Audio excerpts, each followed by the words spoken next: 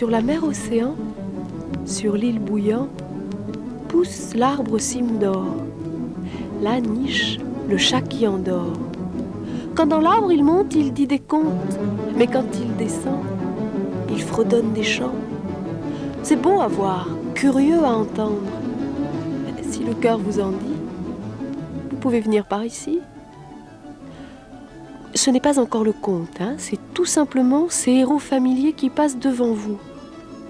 D'abord, Ivanouchka le bêta, le sot, à qui il arrive des choses que cet malin ne s'y reconnaîtrait pas.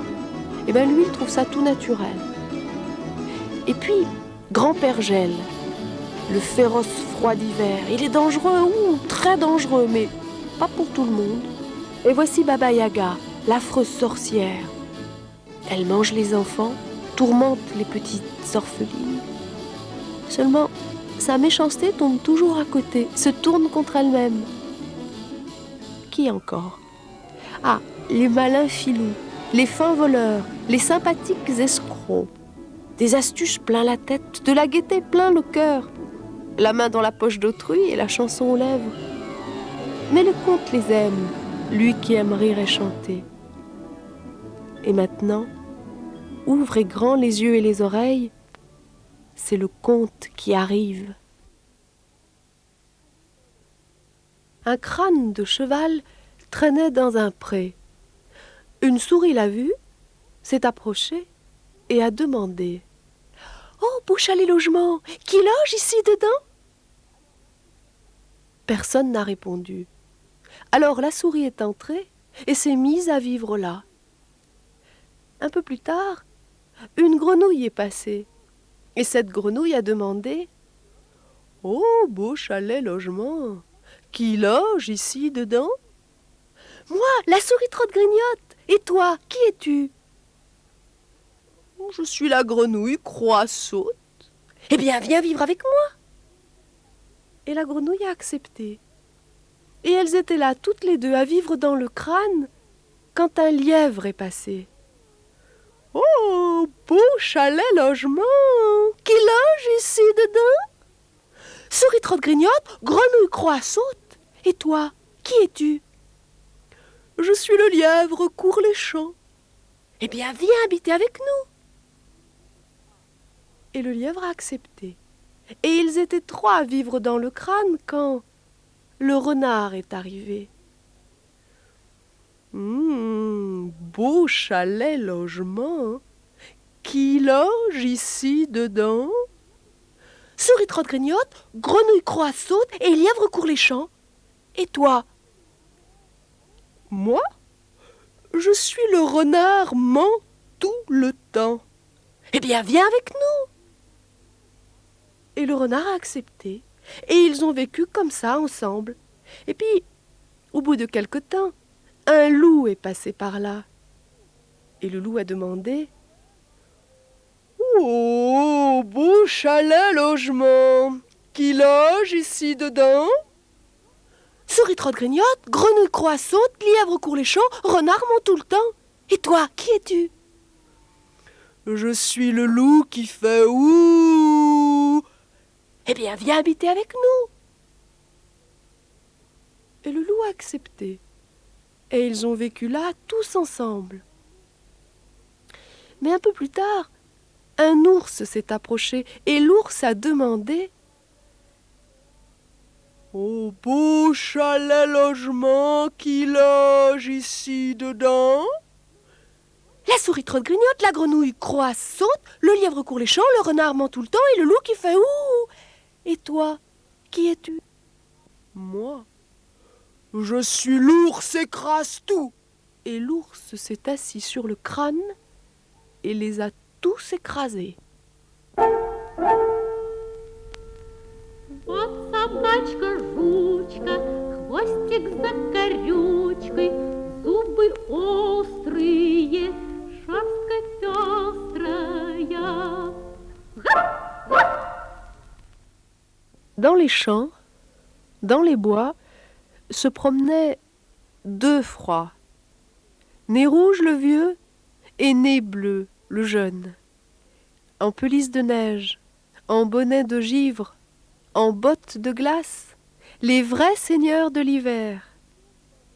Et au milieu de la plaine, à la frontière de leur domaine, les deux froids se sont rencontrés.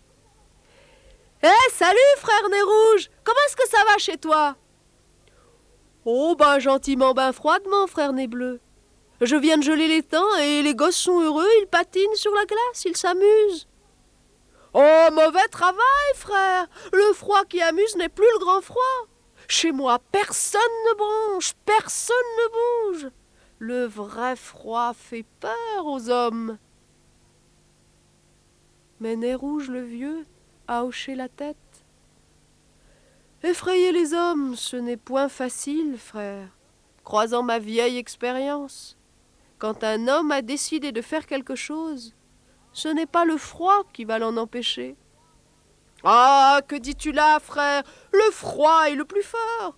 Même les arbres craquent dès que j'arrive. Et pour ce qui est des hommes, alors ils n'ont qu'une seule idée, se mettre à l'abri près d'un bon feu. » Pendant que les deux froids discutaient, deux voitures ont débouché sur la route.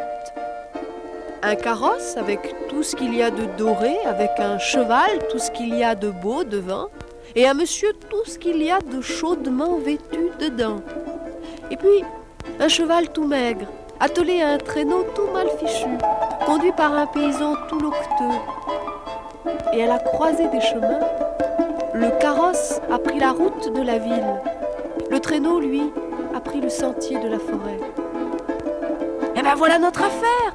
a dit Nez Bleu le jeune. « Chacun voyageur, occupons-nous de la bonne façon, et on verra qui gèlera mieux son bonhomme et qui l'empêchera de faire ce qu'il veut. » Nez Rouge a accepté. « C'est entendu, frère, choisis ton homme et moi je me charge de l'autre. Alors, lequel prends-tu » Et en lui-même, Nez Bleu le jeune se disait: le monsieur a une pelisse en peau d'ours, il a un bonnet de loutre, des bottes fourrées, une voiture fermée. Le paysan n'a que des guenilles sur le dos, de quoi me distinguer sans fatigue ni peine. Alors il a dit tout haut: eh ben si tu n'as rien contre, frère Nez Rouge, je prendrai le paysan. Oh, je sais que c'est du travail facile, mais enfin j'ai envie de le glaçonner à mort pour lui apprendre à rester chez soi et à ne pas braver le grand froid. Le vieux Nez Rouge a souri dans sa barbe. « Eh ben, ce que je vois, frère Nez Bleu, c'est toi qui as des choses à apprendre sur les hommes, hein? Méfie-toi. Mais enfin, c'est d'accord, à ce soir. » Et la journée est passée. Le soleil s'est couché. La nuit est tombée. Et au bord de la route, derrière les tas de neige, les deux froids se sont retrouvés.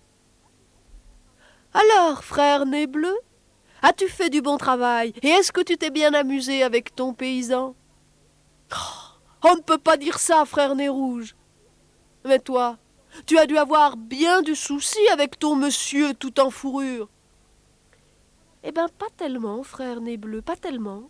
Voilà 2 heures que ces gens essayent de le réchauffer sans y arriver. »« Non, c'est vrai? Eh ben, comment est-ce que tu as fait? » ?»« Oh, ben, ça n'a pas été très compliqué, hein. J'ai pénétré sous son bonnet et il s'est mis à frissonner. Sa pelisse, je me suis glissé dedans et il a commencé à claquer des dents. Et quand je suis entrée dans ses bottes fourrées, alors là, ça l'a tout à fait gelé. Il se souviendra de son voyage, crois-moi. Mais toi, raconte ce que tu as fait avec ton paysan. Ah, frère, les hommes, c'est une drôle d'engeance, hein. Mon paysan, je l'ai à peine chatouillé qu'il s'est mis à m'injurier. Je suis entré dans ses chaussures et il est descendu de la voiture. Alors moi, j'ai voulu le saisir, mais il s'est mis à courir. Et plus je l'asticotais, et plus vite il trottait. Alors on est arrivé comme ça dans la forêt, et là, il s'est mis à couper du bois. Au bout de 5 minutes, il avait trop chaud, il transpirait. Il a même quitté ses gants. Crois-tu? Eh ben moi, je me suis glissé dans ses gants, tout humide de sueur, et je les ai glacés, gelés, et ils sont devenus aussi durs que la souche où il les avait jetés. Et moi, je me disais, attends, mon bonhomme, attends, tu vas voir comment tu feras pour te rhabiller, hein? Et alors, frère Nez Bleu? Alors, En retrouvant ses gants tout raidis collés sur la souche, ce malfaisant a pris une hache et il s'est mis à taper sur ses gants. Ah, il y allait de bon cœur, je te prie de croire, et j'en sais quelque chose. Vu que les gants, moi j'étais dedans. Et puis à force de les assouplir, ce bonhomme m'a quasiment cassé en petits morceaux, que ça me fait mal partout, frère Nez Rouge. Et le vieux Nez Rouge cachait un sourire dans sa barbe. Eh oui, celui qui n'a pas de chauds vêtements a de la malice et de la défense. Avec ça, le froid ne lui fait pas peur. Méfie-toi, frère Nez Bleu, méfie-toi. Ah, tu as bien raison. Adieu, frère Nez Rouge, je m'en vais. J'irai là où il n'y a pas d'homme du tout, là où le grand froid est le seul maître. Et le froid Nez Bleu est parti. Il a fui vers les banquises désertes, vers les glaces polaires, chez les phoques et les ours blancs. Seulement voilà, même là-bas les hommes habitent, vivent tranquillement, en faisant la nique au Nez Bleu. Parce que quand les hommes décident de faire quelque chose, il n'y a pas de froid qui puisse les en empêcher. Вот собачка-жучка, хвостик за корючкой, зубы острые, шерстка пестрая. Ni près d'ici, ni loin, juste en tournant le coin, là où la route est toute droite, vivaient 3 frères, 2 intelligents, bien capables, et le 3e, Ivan, le bêta. Les aînés partaient souvent pour les villes étrangères, acheter, vendre des marchandises intéressantes. Et un jour, ils ont dit au bêta: « Du temps qu'on n'est pas là, obéis à nos femmes, tes belles sœurs. Écoute-les, aide-les. Et nous, on te ramènera des cadeaux. Une chemise rouge, un habit rouge et des bottes rouges. » Alors le bêta a répondu: « Oh ben comme ça, moi je veux bien les aider. » Et les frères sont partis. Et le bêta, lui, il est resté à dormir sur le poêle, bien au chaud. Quelque temps plus tard, ses belles-sœurs lui ont dit: « Hé, le bêta quand même, allez, viens, va chercher de l'eau à la rivière. »« Oh, j'ai la flemme. »« Eh ben, on dira à nos maris qu'ils ne te donnent pas tes beaux vêtements rouges, c'est tout. »« Ah bon, ben j'y vais. » Et le bêta est descendu à la rivière. Et comme il puisait de l'eau, il y a un gros brochet qui s'est pris dans le seau. « Ouh, eh ben voilà une bonne soupe pour ce soir, » s'est dit le bêta. Mais le brochet s'est mis à parler d'une voix humaine. « Ne me mange pas, bêta, laisse-moi partir dans la rivière, il t'en viendra du bonheur. »« Oh, et puis quoi encore, des blagues, tout ça, hein ?»« Mais non, c'est du vrai, du sérieux. Ce sera un bonheur, tout ce que tu veux, tu l'auras. Dis seulement: comme le brochet commande, comme je le demande, et une telle chose se fera. » Bon, ben, des fois que le bêta a rejeté le brochet dans l'eau et puis il a dit: « Comme le brochet commande, comme je le demande, rentrez seau plein à la maison. » Et aussitôt, les seaux les a trouvés qui l'attendaient, bien pleins, rangés à leur place. À quelque temps de là, les belles-sœurs ont dit: « Eh, bêta, va dans la forêt couper du bois, car il ne reste plus à la maison. »« Oh, j'ai la flemme. »« Eh ben, tant pis pour toi, on se plaindra à nos maris, et puis tes vêtements rouges, eh ben, tu les auras pas. »« Bon, eh ben, puisque c'est comme ça, je vais y aller. » Et le bêta a pris une hache, il est monté dans le traîneau et il a crié aux femmes qu'elles ouvrent le portail. « Eh ben, attelle d'abord le cheval, espèce de bêta. »« Ouh, ben pas besoin. Comme le brochet commande, comme je le demande, file le traîneau dans la forêt, et plus vite que ça. » Et le traîneau s'est mis à foncer. Une troïka n'aurait pas fait mieux. Mais pour aller dans la forêt, il fallait traverser la ville, et il y avait du monde dans les rues. Mais le bêta n'y faisait pas attention. Et ça a fait du dégât. Des gens bousculés, estropiés, même des écrasés à mort. criait « Arrêtez-le, rattrapez-le !» Pensez-vous, il n'y avait rien à faire. Et quand le bêta est arrivé dans la forêt, il a dit « Comme le brochet commande, comme je le demande, toi, hache, coupe du bois bien sec, et vous, bûche, mettez-vous dans le traîneau. » Et en un clin d'œil, l'ouvrage était terminé, le bois coupé, débité, empilé. Et le bêta s'est encore fait tailler un bon gourdin, et ils sont tous repartis à la maison. Seulement, les gens de la ville guettaient le bêta pour faire un mauvais sort à l'écraseur. Et quand le bêta a vu qu'on en avait après lui, il a crié « Comme le brochet commande, comme je le demande, gourdin, va tabasser ces gens !» Et le gourdin s'est mis à voler sur les têtes et sur les dos et à le caresser les épaules et à casser les côtes. Et tous les gens se sont sauvés à qui court le plus vite. Et le traîneau, lui, est rentré à la maison. Le bois est allé se ranger dans la bûche et le bêta s'est recouché sur le poêle à dormir bien au chaud. Et le tsar a eu vent des désordres causés par le bêta. Et il a demandé à son officier d'ordonnance pour qu'il amène le coupable. Et aussitôt l'officier s'est rendu au village, il est entré dans la maison du bêta et il a crié « Oh là, où est ce malandrin, malappris, malfaisant, qu'il arrive ici sur le champ? J'ai ordre de le mener chez le tsar. » « Oh, pas envie d'y aller, » a dit le bêta. Alors l'officier s'est mis à crier plus fort. Il l'a injurié, il l'a menacé. Et le bêta a dit comme ça « Comme le brochet commande, comme je le demande, gourdin, botte-lui le derrière et flanque-le dehors. » Sitôt dit, sitôt fait. Et le derrière botté, l'officier s'est retrouvé dans la rue. Et le voilà qui revient chez le tsar, tout battu, meurtri, mari, tout en colère. Alors, le tsar a appelé son général et lui a dit « Ramène-moi ce bêta et tâche moyen de faire mieux que l'autre incapable. » Et le général est parti. Il est arrivé chez le bêta et il lui a dit « Le tsar a bien envie de te voir. Chez lui, tu seras bien reçu. Il y aura des mets fins, des vins sucrés, et peut-être que le tsar t'offrira un bel habit rouge. » « Oh, eh ben si c'est comme ça, moi je veux bien y aller, » a dit le bêta.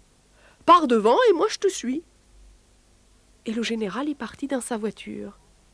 Mais le bêta, lui, il a traîné ici et là, et puis enfin, il a dit comme ça « Comme le brochet commande, comme je le demande, poêle, voiture, moi, chez le tsar. » Et voilà le poêle qui se décroche de la maison avec tout son pan de mur et qui s'en va sur la route, de si bon train qu'il arrive aux portes du palais en même temps que le général. Le tsar sort sur le balcon et crie au bêta « Eh ben, qu'est-ce qu'on me raconte? Paraît que tu as fait du dégât en ville et écrasé beaucoup de monde. » « Et après, » a dit le bêta, « il n'avait qu'à se garer. » Et la fille du tsar, la belle princesse Maria, regardait par la fenêtre. Et le bêta l'a vue. Alors le bêta a chuchoté, comme ça. « Comme le brochet commande, comme je le demande, que la fille du tsar tombe amoureuse de moi. Et toi, poêle, ramène-moi chez nous. » Demi-tour, marche, et le poêle est rentré quinca. Il a repris sa place dans la maison, tout comme s'il n'avait jamais bougé. Et le bêta, lui, il est resté là, couché au chaud, bien tranquille. Seulement pendant tout ce temps-là, au palais, c'était le grabuge et compagnie. La princesse se mourait d'amour pour le bêta et elle criait qu'elle voulait l'épouser. Alors ce bête, le tsar, criait plus fort, la maudissait, tapait des pieds. Finalement, il a appelé son général et lui a ordonné de ramener le bêta mort ou vif. Sans ça, dis adieu à ta tête. Le tsar s'est levé et on a entendu les cris du tsar dans tout le palais. Alors le général a acheté des vins doux, des vodkas sucrés, et il est allé trouver le bêta. Il lui a offert à boire, l'a régalé, jusqu'à plus soif. Et le bêta s'est endormi. Alors le général l'a porté dans sa voiture et l'a emmené au palais. Et là, le tsar a préparé un grand tonneau goudronné de cerceaux de fer cerclés. Et dans ce tonneau, il a enfermé sa fille et le bêta endormis. Et il a fait jeter le tonneau dans la mer profonde, dans les vagues furieuses. Et nage le tonneau, et dort le bêta. et se lamente, la fille du tsar. Un conte se dit vite, mais les choses se font plus lentement. Et enfin le bêta s'est réveillé. Et il a demandé « Ah, où est-ce que je suis, moi ?» Alors la fille du tsar lui a expliqué leur malheur. « Sauve-nous, mon doux cœur, sauve-nous !»« Oh, j'ai la flemme !» lui a répondu le bêta. Mais elle a pleuré, elle a imploré, elle a prié, elle a supplié. « Bon, ça va. » Et le bêta dit comme ça. « Comme le brochet commande, comme je le demande, tonneau, porte-nous sur le rivage et là, ouvre-toi !» Et aussitôt, le tonneau les a portés sur la terre ferme, sur le sable doux, sous le ciel clair, sous le soleil doré. Et la princesse a regardé tout autour, et tout autour c'était le vide désert. Alors elle a soupiré. « Oh, comment vivre ici? Est-ce que tu ne peux pas faire au moins une hutte pour nous abriter ?»« Sûr que je peux, mais j'ai la flemme. » Alors la fille du tsar l'a cajolée, l'a enjôlée, et le bêta finit par dire « Comme le brochet commande, comme je le demande, que s'élève ici un palais plus beau que celui du tsar, avec des jardins dehors et tout ce qu'il faut dedans, et des serviteurs et tout ce qui s'ensuit. » Le temps de le dire, et le palais était là, superbe, comme on n'en avait jamais vu. Les serviteurs sont accourus, ils ont salué leur maître, et ils ont mené dans les salles parées ornées vers des tables servies. Et la fille du tsar a dit au bêta « Oh, mon ami chéri, ne peux-tu pas devenir un beau cavalier? Pour moi, bien sûr, tu es le plus beau au monde, mais c'est pour les gens. » Et cette fois, le bêta ne s'est pas fait prier. Par la volonté du brochet, il est devenu un prince tellement beau que le conte ne peut pas le dire, une plume ne peut pas le décrire. Et voilà le tsar qui entend raconter qu'on a bâti un palais sur ces terres. Il va voir ce qu'il en est, et il reste tout ébaubi.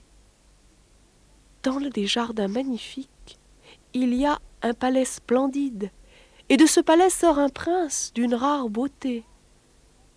Et ce prince reçoit le tsar courtoisement et le mène dans ses appartements.